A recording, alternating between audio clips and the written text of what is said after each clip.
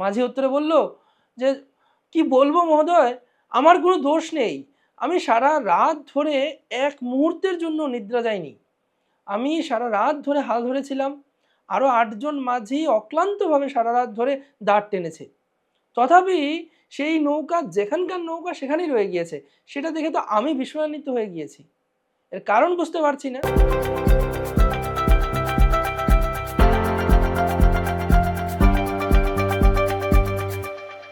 হরে কৃষ্ণ, সবাইকে ঈশান কথায় স্বাগতম। তো আজ আমরা শুনবো নিশ্চিন্তপুরের জমিদার বীরেন্দ্র বিজয় চৌধুরী মহাশয়ের এক ঘটনা। তো অনেক আগেকার কথা।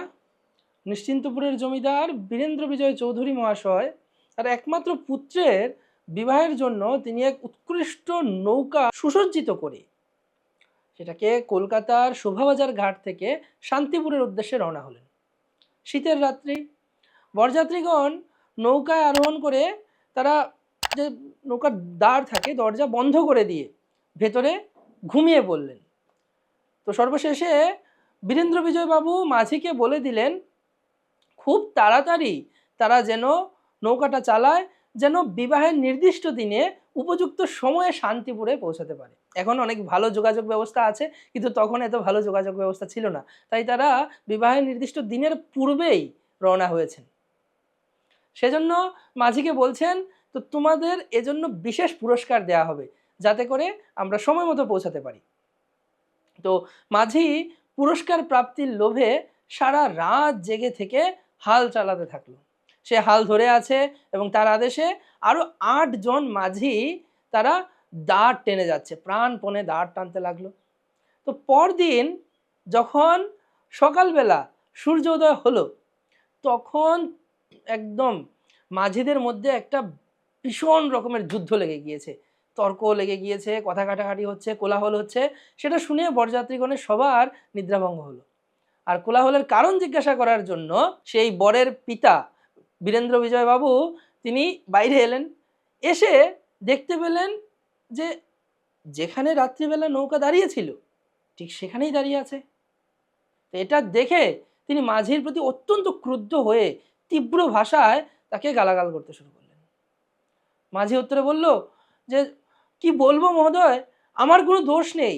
আমি সারা রাত ধরে এক মুহূর্তের জন্য নিদ্রা যাইনি। আমি সারা রাত ধরে হাল ধরেছিলাম। আরও 8জন মাঝি অক্লান্তভাবে সারা রাত ধরে দাঁড় টেনেছে। তথাপি সেই নৌকা যেখানকার নৌকা সেখানেই রয়ে গিয়েছে। সেটা দেখে তো আমি বিস্ময়ান্বিত হয়ে গিয়েছি। এর কারণ বুঝতে পারছি না। তখন বরযাত্রীদের মধ্যে থেকে একজন বৃদ্ধ ব্যক্তি এসে মাঝিকে জিজ্ঞাসা করলেন, দেখো তো তুমি তোমার নৌকার নোঙর তুলেছ কিনা। তো বৃদ্ধের কথায় মাঝির চৈতন্য হলো। তখন সে গিয়ে দেখতে পেল যে একটা মস্ত বড় ভুল সে করে ফেলেছে। সে গতকাল রাত্রিরে যখন নৌকা ছাড়লো, কিন্তু নৌকার আর নোঙর তুলতে তার মনে নেই। তো এতক্ষণ ধরে তারা যেটা করলো, এই যে পরিশ্রম করলো, সমস্ত কিছু একদম পণ্ডশ্রম হলো। আর এদিকে নির্দিষ্ট দিবসে শুভলগ্নে বিবাহের আর তো আশাই নেই। বহু অর্থ নষ্ট হলো। কন্যাপক্ষ বহু লোকের নিকট একদম নিতান্ত অপ্রস্তুত হলো। সমস্ত কার্য যখন লণ্ডভণ্ড হয়ে গেল, সেটা জেনে বরের পিতা অত্যন্ত মর্মাহত হলেন। তার মাথায় যেন আকাশ ভেঙে পড়ল। এই যে এতক্ষণ ধরে আমরা যে ঘটনা শুনলাম, তা থেকে আমরা কি শিক্ষা পাই? তো মাঝি সারা রাত ধরে দাঁড় বাইল, কিন্তু তার নোঙর ফেলা ছিল। তো শিল ভক্তি সিদ্ধান্ত সরস্বতী গোস্বামী প্রভুপাদ এখানে এই নোঙরকে আমাদের আসক্তির সাথে তুলনা করছেন। বদ্ধ জীব এই সংসারে অনেকেই হয়তো ভক্তি করার জন্য চেষ্টাও করেন, যারা করেন না তাদের কথা সম্পূর্ণ আলাদা।